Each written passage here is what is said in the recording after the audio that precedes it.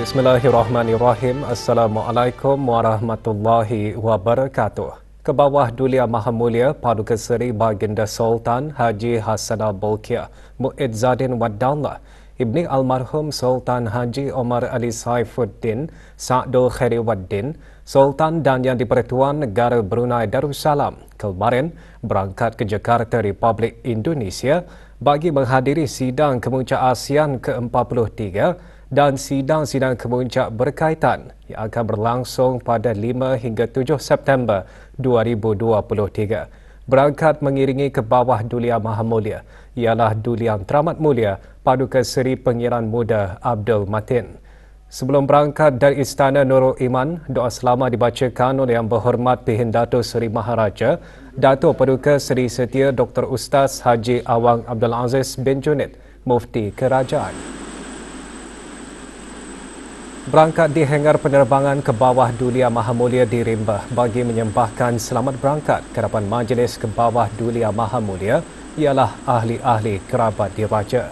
Berangkat sama dan hadir di hangar penerbangan ke bawah Dulia Maha Mulia Yang Amat Mulia Pengiran-Pengiran Ceteria, Penasihat Khas ke bawah Dulia Maha Mulia, Menteri-Menteri Kabinet, ahli-ahli Majlis Mesyuarat Diraja, Timbalan-Timbalan Menteri, Pemerintah Angkatan Bersenjata Diraja Brunei dan pemangku Pesuruhjaya Polis, Pasukan Polis Diraja Brunei.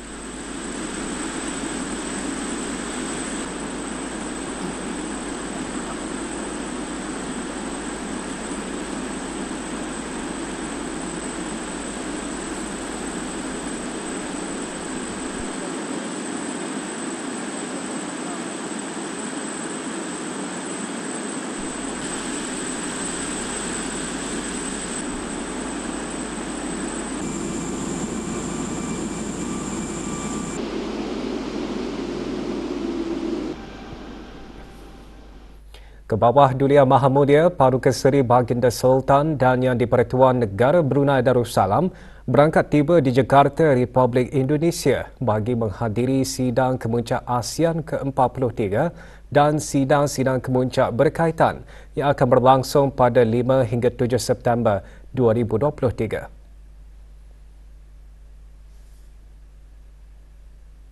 Keberangkatan tiba ke bawah Dulia Maha Mulia di lapangan terbang antarabangsa Soekarno-Hatta dijunjung oleh Yang Terhormat Budi Ari Setiadi, Menteri Komunikasi dan Informatika Republik Indonesia.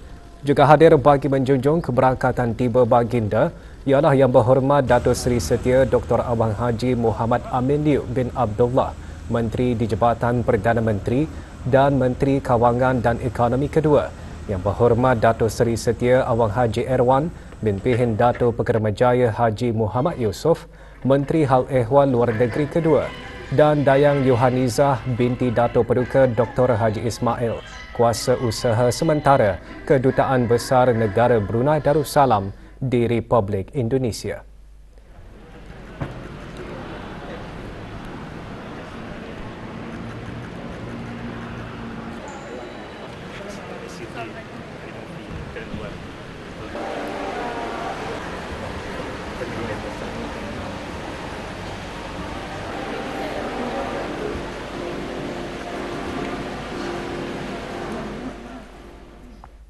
Sidang Kemuncak ASEAN yang dipengerusikan oleh Republik Indonesia menghimpunkan ketua-ketua negara dan kerajaan ASEAN dan rakan-rakan dialog ASEAN yang lainnya bagi meneruskan perbincangan mengenai pembangunan ASEAN dan mengukuhkan kerjasama bersama rakan-rakan dialog termasuk menumpukan isu-isu yang berkepentingan bersama. Ekonomi digital penting dan menjadi keutamaan dalam agenda Komuniti Ekonomi ASEAN AEC yang dapat menggalakkan ASEAN untuk terus mengekalkan momentum yang terbaik ke arah membina ASEAN yang lebih bersepadu secara digital dan lebih kekal berasaskan peraturan dan kedai saingan di peringkat global. Perkara itu digariskan oleh Menteri di Jabatan Perdana Menteri dan Menteri Kawangan dan Ekonomi kedua semasa menghadiri mesyuarat Majlis Komuniti Ekonomi ASEAN AECC ke-23 pada 3 September lalu di Jakarta, Indonesia. Yang Berhormat Dato' Seri Setia Dr. Awang Haji Muhammad Amin Liu bin Abdullah turut menekankan mengenai rentas sektor penyelarasan dan dialog perlu diadakan, terutamanya di bawah inisiatif kelestarian AECC yang memerlukan kerjasama erat antara kerajaan dan pihak berkepentingan. Mesyuarat dipengerusikan oleh Tuan Yang Terutama Erlangga Hartarto, Menteri Penyelaras Hal Ehwal Ekonomi Indonesia. Mesyuarat juga dihadiri oleh menteri-menteri AECC daripada 10 negara anggota ASEAN sementara Timor Leste sebagai pemerhati. Juga hadir Tuan Yang Terutama Dr. Kao Kem Hon, Setiausaha Agong ASEAN. Semasa mesyuarat, menteri-menteri AECC mengkaji semula kemajuan di bawah AEC termasuk kemajuan 16 keutamaan penyampaian ekonomi Indonesia PED. Menteri-menteri juga bertukar-tukar pandangan mengenai inisiatif rentas tonggak AEC berkaitan kelestarian dan pendigitalan serta kemajuan yang dicapai dalam pelaksanaan pelantikan AEC 2025. Menteri-menteri AECC juga bersidang untuk mesyuarat retreat khas di mana menteri-menteri terlibat dalam perbincangan dan bertukar-tukar pandangan mengenai agenda AEC pasca 2025 terutamanya dalam melakar wawasan integrasi ekonomi ASEAN secara strategik bagi tempoh 20 tahun akan datang. Jumlah perdagangan pada bulan Mei 2023 mencatatkan penurunan sebanyak 41.2%, iaitu sebanyak 1,745.8 juta ringgit daripada 2,966.9 juta ringgit pada Mei 2022. Penurunan adalah disebabkan oleh penurunan nilai ekspor sebanyak 42.3% daripada 1,869.3 juta ringgit kepada 1,078.5 juta ringgit. Dalam siaran media, Jabatan Perancangan Ekonomi dan Statistik JPS Kementerian Kewangan dan Ekonomi, nilai import juga menurun daripada 1,097.6 juta ringgit kepada 667.3 juta ringgit. Penurunan nilai ekspor terutamanya didorong oleh nilai ekspor minyak mentah, gas cecair asli LNG dan lain-lain produk petroleum, khususnya bahan api diesel otomotif. Bagi LNG, penurunan adalah juga disebabkan oleh penurunan jumlah isi padu dan harga ekspor. Dari segi komoditi ekspor, bahan api galian merupakan penyumbang utama ekspor negara Brunei Darussalam, diikuti dengan bahan kimia, jentera dan kelengkapan pengangkutan. 5 komoditi import utama pada bulan Mei 2023 adalah bahan api galian, diikuti oleh jentera dan kelengkapan pengangkutan, makanan, barang-barang keluaran kilang dan bahan kimia. Pasaran ekspor utama pada bulan Mei 2023 adalah Republik Rakyat China, diikuti Australia dan Singapura. Komoditi ekspor terbesar adalah bahan kimia dan bahan api galian. Sumbangan terbesar rakan dagangan import adalah dari Emirat Arab Bersatu, diikuti Republik Rakyat China dan Qatar dengan bahan api galian sebagai komoditi import terbesar. Laporan Perangkaan Perdagangan Barangan Antarabangsa bagi bulan Mei 2023 adalah mengikut klasifikasi ASEAN Harmonised Tariff Nomenclature 2022 yang boleh didapati melalui laman sesawang deps.mofe.gov.pn.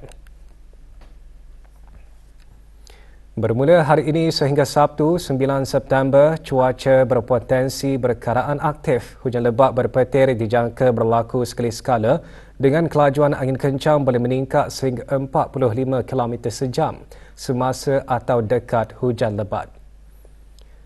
Risiko banjir kilat terutamanya di kawasan-kawasan rendah dan mudah banjir serta di kawasan berdekatan tebing sungai semasa hujan lebat yang berterusan dan semasa kejadian air pasang. Kejadian tanah susur dan pokok tumbang juga boleh berlaku semasa hujan lebat dan keadaan berangin. Orang ramai termasuk pemandu di jalan raya dan pelaut adalah dinasihatkan supaya mengambil langkah sewajarnya demi keselamatan semua semasa keadaan cuaca aktif. Kapasiti dan keupayaan IBTE dalam menyediakan pendidikan dan latihan teknikal berkualiti di samping memberikan kebajikan dan keselesaan kepada para pelajarnya semakin meningkat dengan hasil kutipan melalui tabung IBTE Donation Drive 2023. Lebih RM60,000 berjaya dikutip melalui tabung tersebut. 30% hasil kutipan didermakan kepada dua badan amal yang berdaftar di negara ini. Majlis penyerahan mock check kepada dua badan amal tersebut diadakan petang kemarin di IBTE Kampus Sultan Saiful Rijal, Berakas. Penyampaian cek disempurnakan oleh Dr. Haji Azman bin Ahmad, Setiausaha Tetap Pengajian Tinggi Kementerian Pendidikan, Anur Harapan Sendirian Berhad dan Learning Ladder Society bergiat aktif dalam menjalankan program-program latihan bagi kanak-kanak dan juga golongan belia yang berbeza upaya di samping memperkasa golongan berbeza upaya untuk hidup berdikari dengan meningkatkan kemahiran sosial dan interaksi peribadi mereka serta memberikan kemahiran untuk mendapatkan pekerjaan.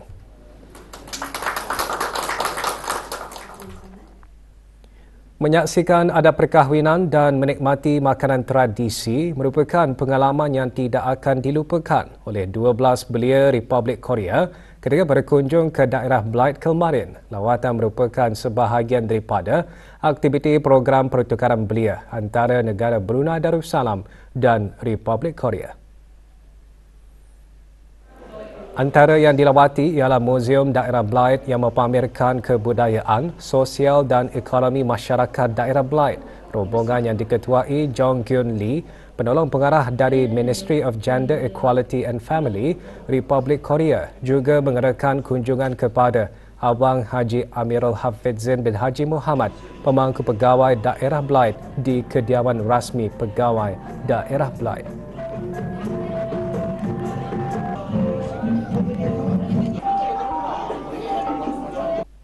At the Blyth Museum, I learned about many historical things about oil production, and also I was impressed by the large oil field. I think there's a lot of delicious food, and I experienced a traditional wedding, so it was very impressive. I'm really thankful for this program that providing us to get to know about this area's information. Like here is full of oil resources, so I'm very happy. Program pertukaran belia bertujuan mengukuhkan kerjasama dan persefahaman di antara kedua negara melalui penyertaan belia dalam program belia. Delegasi Republik Korea berada di negara ini selama 10 hari yang berakhir Khamis ini.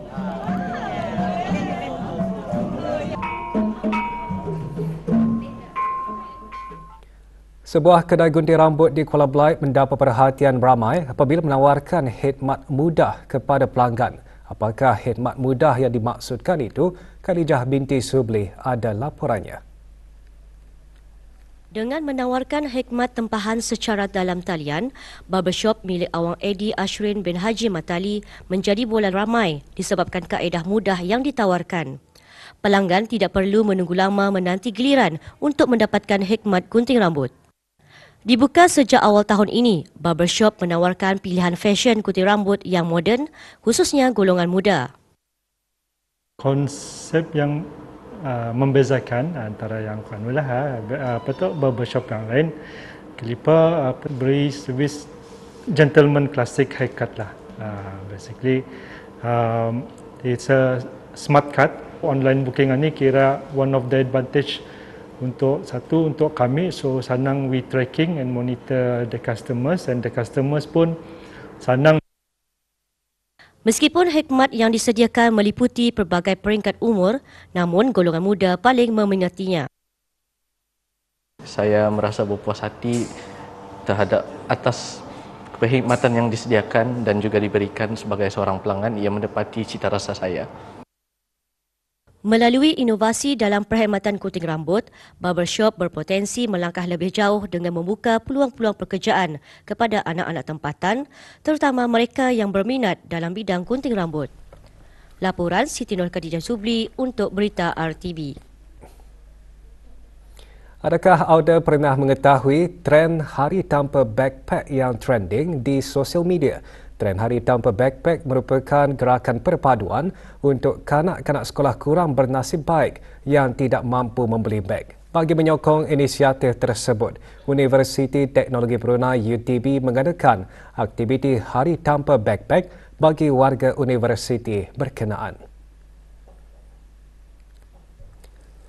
Aktiviti diadakan sempena Majlis Pesta Konvoi UTB tahun ini. Semasa hari tanpa backpack ini, para mahasiswa dan mahasiswi bebas menggunakan pelbagai jenis benda sebagai pengganti untuk membawa barang mereka. Kegiatan tersebut juga bertujuan untuk memperlihatkan kreativiti dan kerjasama antara mahasiswa dan mahasiswi UTB. Antara barangan yang mereka dapat bawa selain backpack dorang adalah seperti bakul, kotak, beg semula, beg bagasi dan sebagainya. Bukan saja dapat menginspirasikan orang ramai di luar sana, malah juga dapat meningkatkan kesedaran tentang kanak-kanak yang berkurang bernasib baik. Majlis sambutan Maulid Nabi Muhammad SAW tahun 1445 Hijrah akan berlangsung serentak di keempat-empat daerah pada hari Khamis 12 Rabiul Awal 1445 Hijrah bersamaan 28 September 2023 bermula pukul 7 pagi. Sehubungan itu, Jawatankuasa Tertinggi Sambutan Hari-Hari Kebesaran Islam Peringkat Negara tahun 1445 Hijrah sukacita mempelawa penyertaan pasukan-pasukan dan orang ramai bagi bersama-sama ikut serta dalam sambutan itu nanti. Bagi daerah Brunei dan Muara, penyertaan adalah dibukakan kepada pasukan-pasukan beruniform, kementerian-kementerian dan jabatan-jabatan kerajaan, sekolah-sekolah menengah dan institusi-institusi pengajian tinggi, kampung-kampung, majlis perundingan kampung dan takmir masjid serta persatuan-persatuan dan sektor swasta. Borang penyertaan bagi daerah Brunei dan Muara kini dibuka dan boleh didapati daripada Urustia Majlis Sambutan Maulid Nabi Muhammad SAW Peringkat Negara tahun 1445 Hijrah, iaitu bahagian kemajuan syiar Islam tingkat 2 Kementerian Hal Ehwal Agama atau memuat turun di laman sesawang kheu.gov.bn.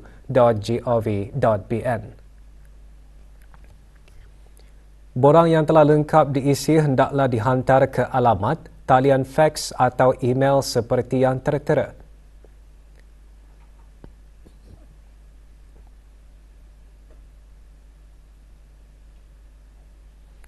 Sementara itu, borang-borang penyertaan bagi daerah Blyth, daerah Tutong dan daerah Temburong boleh didapati di Pejabat Hal Ehwal Agama daerah masing-masing dan dikembalikan ke pejabat yang sama. Tarikh tutup pendaftaran dan mengembalikan borang penyertaan ialah pada hari Sabtu 16 September 2023 pukul 4 petang. Untuk pertanyaan lanjut, hubungi talian yang tertera. Bahagian Industri dan Ekosistem Perniagaan IBE melalui Unit Sukatan dan Timbangan SDT di bawah Kementerian Kewangan dan Ekonomi akan melaksanakan kerja-kerja pemeriksaan dan penelitian bacaan ketepatan ke atas alat sukatan jenis paminyak di stesen-stesen minyak.